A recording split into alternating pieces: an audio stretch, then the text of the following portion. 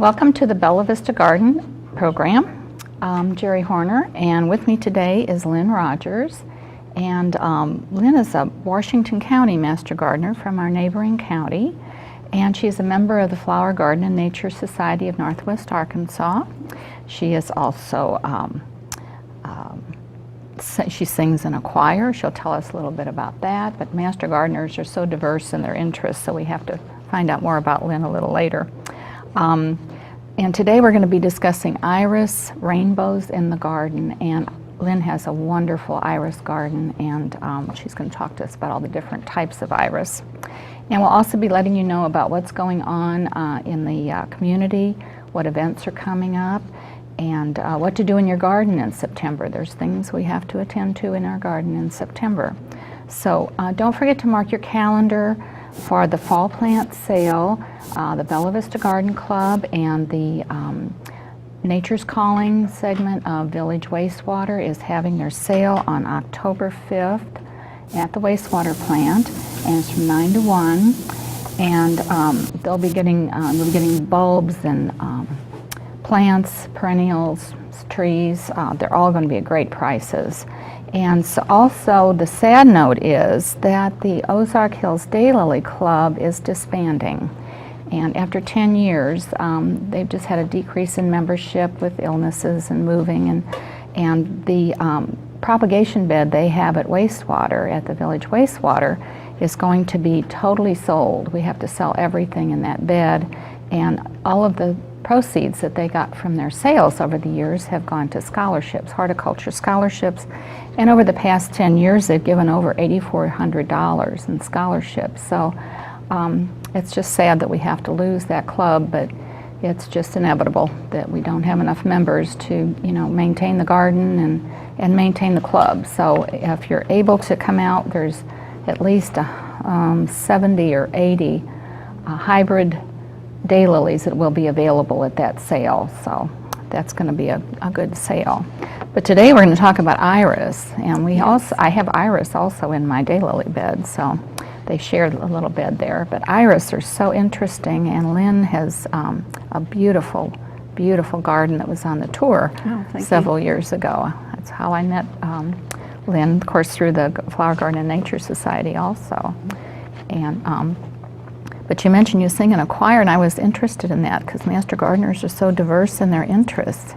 Well, actually, I've been a member of a choir since I was a little girl, so it's been 63 years. Oh my! We travel and sing in cathedrals in different countries. So this fall or December, we're going to Milan and Switzerland and Austria and Germany. So that sounds so interesting. I'm really looking forward to it. That's interesting. Well, that's not the time you're gardening anyway, so it's a good time to be away. The garden's asleep. Yeah, the garden's asleep. So, but you do have a PowerPoint program today for us to show us all the different iris. Now, most people just remember the bearded iris. They used to call them flags. Yes. That their grandmother had. But there's so many different iris and different types of iris. And so you're going to pull us through all those different iris Yes, I'm today. going to show you the different types. This particular iris is a dwarf bearded, and it blooms very early in the year. It's called Indigo Crown. And the reason I chose it for my beginning picture is because of it blooms so early. Okay, the different types of iris. Some people don't realize that irises come in bulbous types, just like a daffodil bulb. There aren't very many of them, but I'm going to show you a few.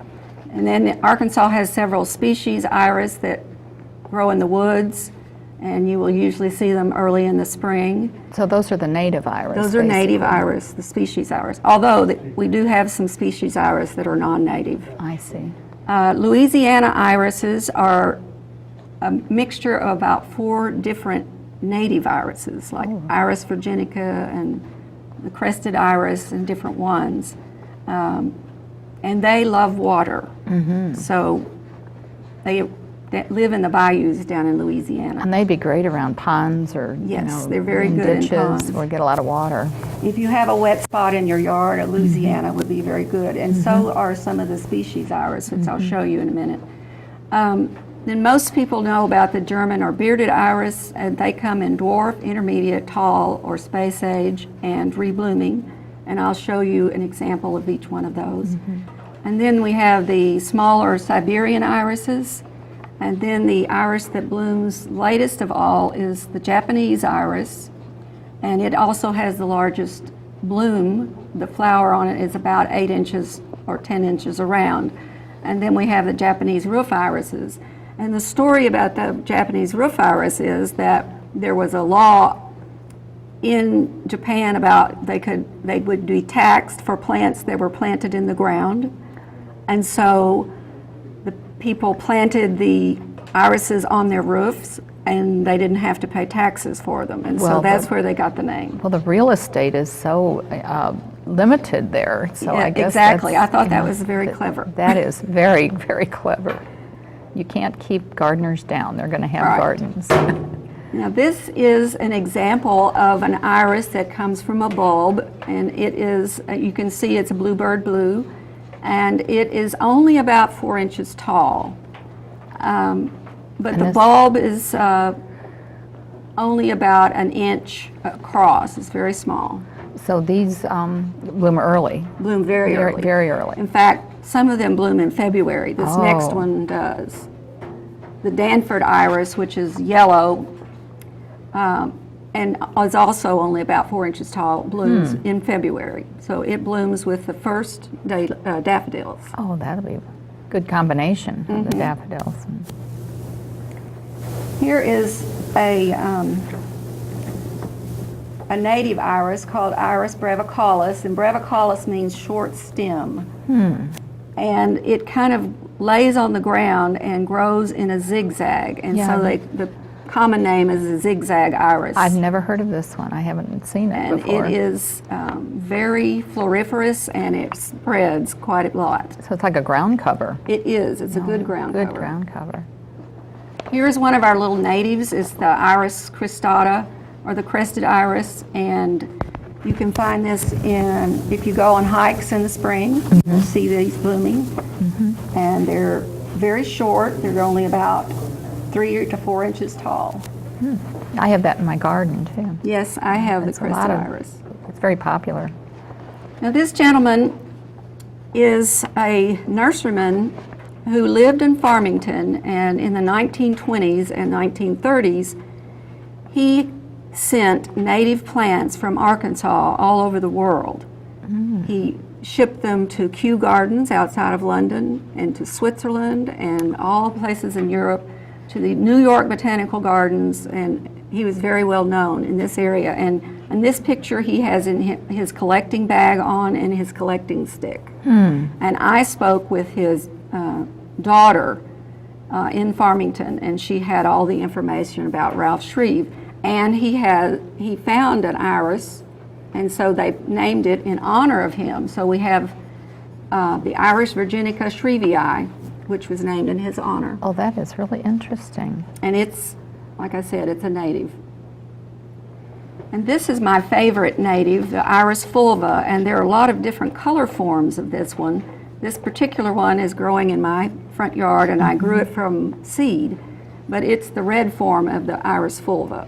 Now, if you let your iris blooms stay on the plant and the seeds form, can you grow the iris from those seeds, or is that a Yes. long process? It usually takes a couple of years. You plant them. I usually plant them as soon as they fall, and then I just have them in a little trough, and they'll come up. They'll just be very small at the beginning, and then after the second year, I plant them out in the yard, and they usually bloom Oh, shortly after that. Okay. So here you can see that there is a clump of the red form, and they're fairly tall. They're about 18 inches tall.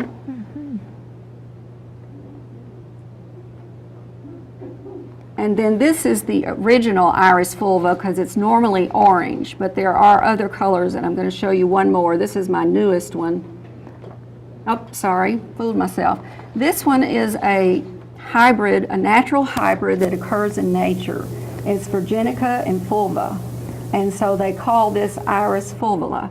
But it's a lot larger than fulva. It's about 4 inches around and quite bright. So we're not the only ones that hybridize. No, so nature hybridizes they did too. that on their very own. Oh, that's great. This is the one I was going to talk about. This is another iris fulva, but you can see it's a yellow form. Mm-hmm. And this is the first time it's bloomed for me, so I was very excited about it. Here is the Irish virginica, which is another species iris. And now that talk about the different iris roots, we have already spoken about bulbs. And most people know the bearded iris has the large rhizome, and you plant it so the top of it is above ground so that the sun can hit it, because it likes to grow that way and the roots are below ground. Right. A lot of people make the mistake of mulching their bearded iris, and that's not a good idea because they'll just No. rot. Yeah, They that like will to- cause, it will cause rot and Yeah. you will lose your iris. Right. Now, the next one would be fine to cover with mulch. The Louisiana iris has a very long rhizome. It could be 10 or 12 inches long. Mm-hmm. And they're quite tall. And like I said, they love to be in moist soil, and so I consider them to be a running iris because they will They will really spread. really spread fast. And they also will survive without a lot of water, because Yes, I they have them will. in the back of my bed without, the water system on them, and Yes. they'll survive. They're very tolerant They of are tough. any condition. Yes, They're they're tough. quite tough. Then we have two different kinds that have fibrous roots, and that's just like the little roots that you're using to see on regular perennials. Mm-hmm. No bulb or any storage thing. So we have the Siberian and the Japanese that have fibrous roots. Here is a Louisiana iris called Great White Hope. And some of you may know that Great White Hope referred to a boxer years ago, and he was from Louisiana, and so that's why they named this for him. This one is also in Louisiana, and it's called Sinfonietta, and it's about 6 inches around, and it blooms quite early, and I really think the color is That's beautiful. beautiful. It's a beautiful iris. This is a one that I saw in a book that I wanted to get. We always And have I those, never got it. We always have those plants we want. It's that we don't it's a get. Louisiana, and it's quite large. That's beautiful and with a very ruffled ruffled. edge. I love that. Yeah. Now this one I do have, and it's a Louisiana also, and it's quite ruffled, and it grows in a moist section. Mm-hmm. And this is indigo crown again, the one that I had at the beginning. It just shows you how short it is, and it blooms quite early, and it really spreads Now you talk quickly. the color of that. It's Yes. a little hard to tell. The falls, color. you can't tell, but they really are kind of an army green. It's Almost such an like a unusual, khaki color. unusual combination. Well, there's thousands and thousands of iris that have been hybridized, and sometimes we'll have members, some of our people want to know what iris it is. Can you tell me which iris it is? Well, it's impossible to tell. I can because tell them there's what thousands. kind it is. Right. But I we probably can't tell them the name. The name of it. Here's another dwarf bearded called Sarah Taylor. It's quite bright. It blooms a little bit after the indigo crown. Now we're into the tall bearded iris, and this one has one of the prettiest color combinations that I've seen. The little very pale lilac and lavender, and then white, and then the orange beard. These irises are reblooming iris. So if you don't cut the foliage back and you feed them, they will bloom again in the fall. And I've even had them bloom in December. Well, I think you mentioned that you had iris blooming anywhere from February to November Yes. or December, based on the type of iris. So Right. a lot of people just think they'll bloom in the summer or early spring, and that's the end. But if you plant your iris, plan your iris beds or your You can garden, have a long you can have a blooming long season. blooming Yes. season with iris. And it's really nice to have a big bouquet of irises in October or November. And they're very hardy. This one was named for Egyptian Queen Nefertiti. It's quite large, it's very tall. This one is Rusty Nail, I think, but it's also very... And that's a normal, I mean, that's a combination you see a lot with the purple and yellow. Yes, The hybridizers, I think, like that combination. they do. This one is called Stepping Out, and it's very popular. I think we've had that in our sales before, the stepping out. Everyone really likes that combination. The edging is so pretty. This is one that a friend gave to me that belonged to her mother, so it meant a lot to her. Right. This one, when anybody comes to my garden, they go immediately to this iris because it's so bright. It's a showstopper, isn't Yes, Olympic challenge. It's just quite tall. It's about 4 feet tall and blooms quite a lot, so it's very, very bright, like the flame. it? Right. I have a yellow iris that reblooms, and at one point, I think it rebloomed 4 times. Oh, wow. But it was everything, all the conditions were perfect apparently for it that year, so it just kept reblooming and reblooming. Yes, I have 2 or 3 yellow iris that rebloom. This is one of the broken colored iris. I think Batik was the first one that people knew about. I remember it was purple and white, wasn't it? Yes, and this one is like called Tiger Lily, but it's a very odd combination of colors. It's very pale. Now, you can see on these beards, they stick up and they have blue on the end of them, and this is one of the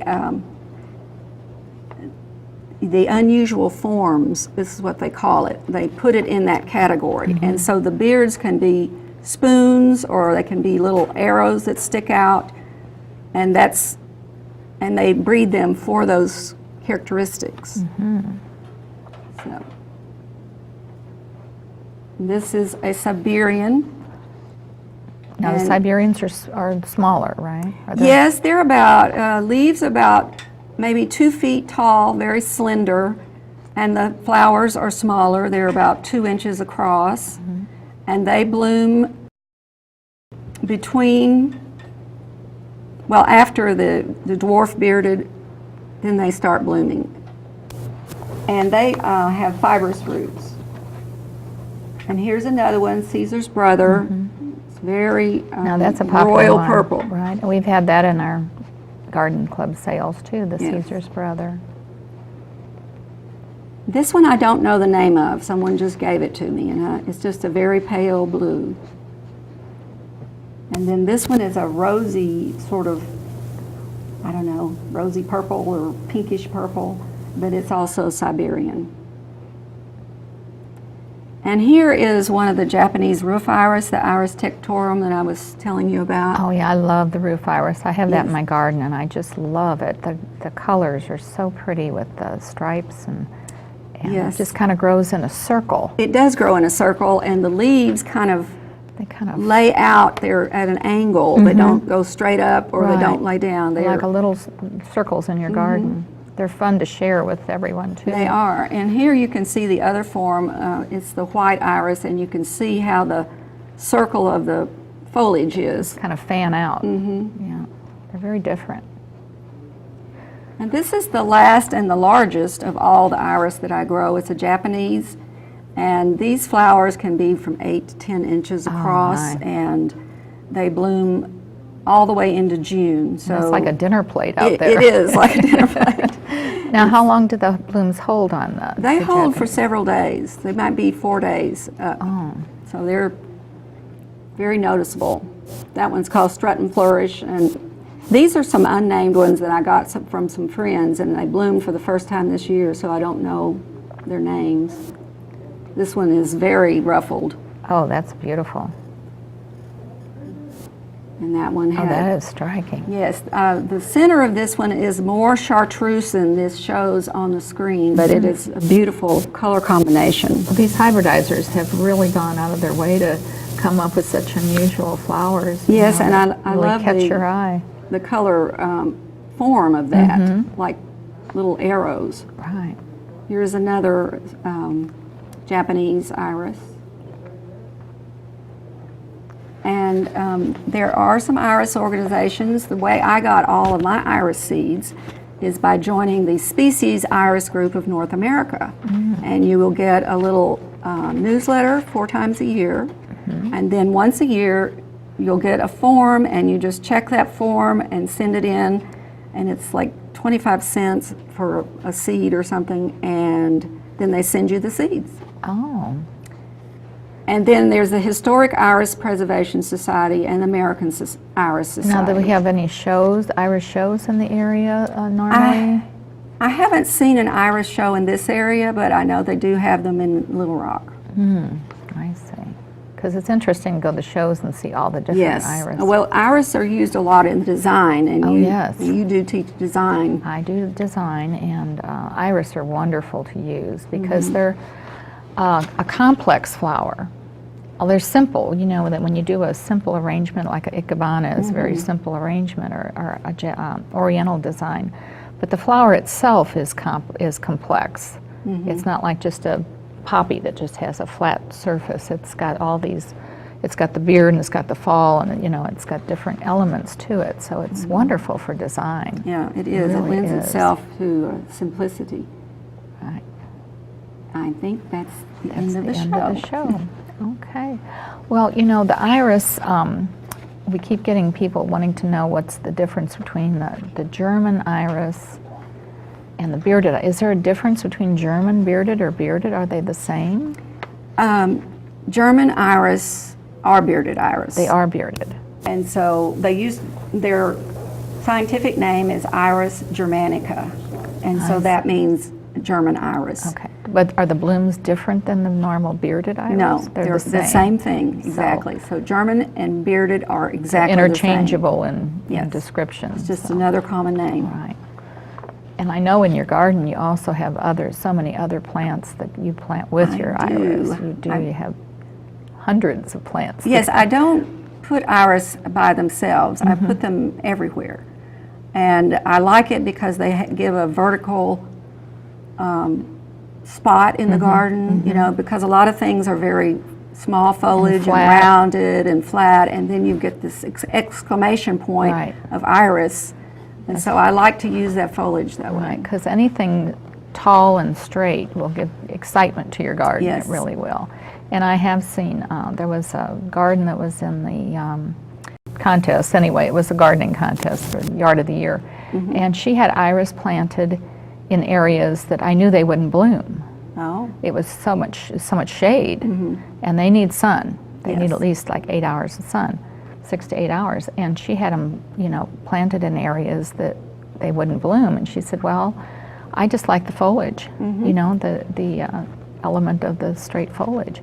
And the foliage is also great for design. Yes. I use the iris leaves a lot because they're very sturdy, and they can give you a good element of design for line material. And then there are irises that have variegated foliage as well. Oh yes, I have so that gives another. I have the iris pallida with the cream and green, and oftentimes it doesn't bloom, but I don't care because I just like the. Oh, it just really draws your eye to it. Yeah, I love variegated plants anyway, so I just love that. Well, I just thank you so much for all your information on iris. They're just such a wonderful plant to deal with in your garden. They and are. we learned so much Very today. reliable. Yes, they are. They just keep coming back and spreading. Well, we really do need to talk also about what to do in your garden for September. The August, we just watered, and of course we had a lot of rain this August, so we didn't have to water as much. We were lucky. We were lucky. We didn't have that heat and unrelenting heat that we had for the past 2 years, but we need to talk about what to do in your garden for your plants. So. Yes, I want to say a little bit about annuals and herbs. If you plant annual pots, this time of year they're looking a little bedraggled, so you probably want to cut them back and deadhead them and let them come back out so they'll be fuller. And if your middle flower has gone away, then go buy another middle flower and put in for the fall. Yeah, you can switch them out to and it'll look better. You know, fall blooming. And your tropicals and houseplants, well, we talk about freezing, but The time's going to come within the next couple months. We're going to start getting cooler, and you'll have to bring your tropicals in. So the early frost date's usually early October. So bring in your plants when the nighttime temperature starts to be around 50 degrees at night. They just don't like it when it's below 50. So start bringing them in, and then I usually put insecticidal soap. I soak them real good with insecticidal soap so you're not bringing any critters in with you. And maybe put them in the garage and spray them with insecticidal soap. And then your caladiums, you need to move those in when the foliage starts dying back. And I actually just leave mine in pots and just bring the pots in, and then I take the pots out next year. But if you plant them in the ground, just dig up your bulbs and then store them in some sphagnum moss or something.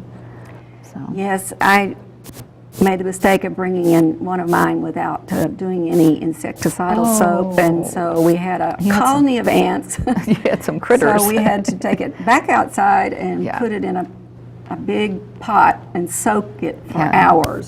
So be aware of that. The perennials this time of year, some of them, all they need is a little cutting back, shaping.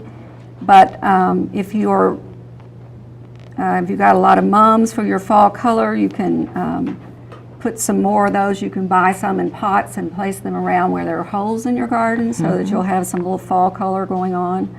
And a lot of your perennials are going to still be blooming until first frost. So you can deadhead those and they'll produce more bloom.